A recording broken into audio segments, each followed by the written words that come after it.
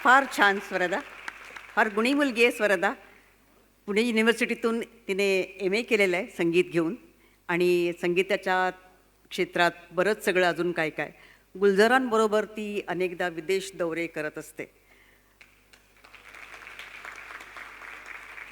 तबल्यावरती मला वाटतं everybody will want to know what is his name. Vikram Bhat आहेत.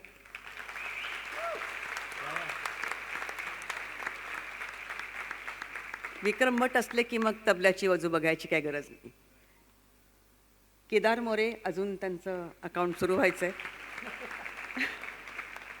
पण ढोलकीमध्ये त्यांचा हात धरणार कोणी नाही. ढोलक आम्हाला ढोलकीसारखंच असतं.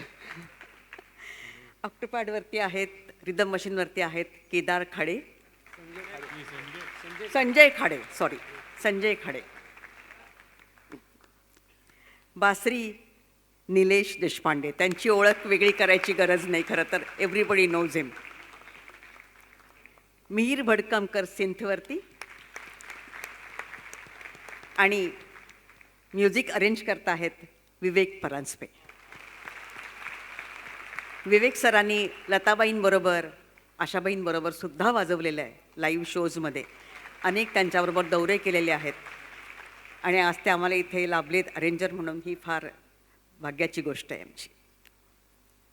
पुढच्या गीताकडे बोलूया. तेरी हर एक अदा पर दिल फिदा हो जाता है. तेरी हर एक अदा पर दिल फिदा हो जाता है. तू पास हो तो ये जहां खुशनुमा हो जाता है.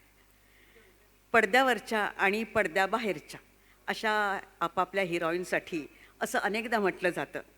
त्यांच्या विभ्रमांबद्दल, अदांबद्दल खूपदा काही बोललं जातं, लिहिलं जातं. पण एखाद्या हिरोबद्दल जर असं म्हणायचं झालं तर तो हिरो कोण असेल बरं? जो पडद्यावरती अनेक विभ्रम करतो, अदा करतो, असा एक जुन्या काळातला हिरो शम्मी कपूर. त्याचं नाव आहे शम्मी कपूर.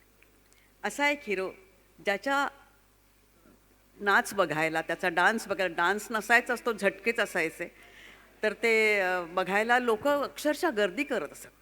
पण त्याचबरोबर तो एक मजबूत ॲक्टरसुद्धा होता. नुसतंच डान्स नव्हता, कारण नुसताच डान्स करणारे सुद्धा नंतर बरेच हिरो तयार झाले शम्मी कपूरला फॉलो करणारे. परंतु शम्मी कपूरचं तसं नव्हतं.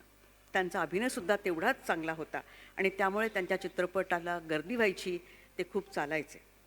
तर आता पुढचं जे गीत आहे ते असंच एक उत्साहपूर्ण गाणं आहे. लताजींचा ह्या गाण्यामध्ये किती वेगळा आवाज त्यांनी लावला आहे तेही बघण्यासारखं आहे. आणि डोळ्यासमोर शम्मी कपूर येणारच आहे सगळ्यांच्या. आपल्या समोर पेश करतायत दीपक आणि स्वर्णा.